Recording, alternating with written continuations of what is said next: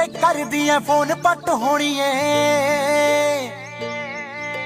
ਹਰ very ਆਉਂਦਾ unknown ਪੱਟ ਹੋਣੀ ਏ।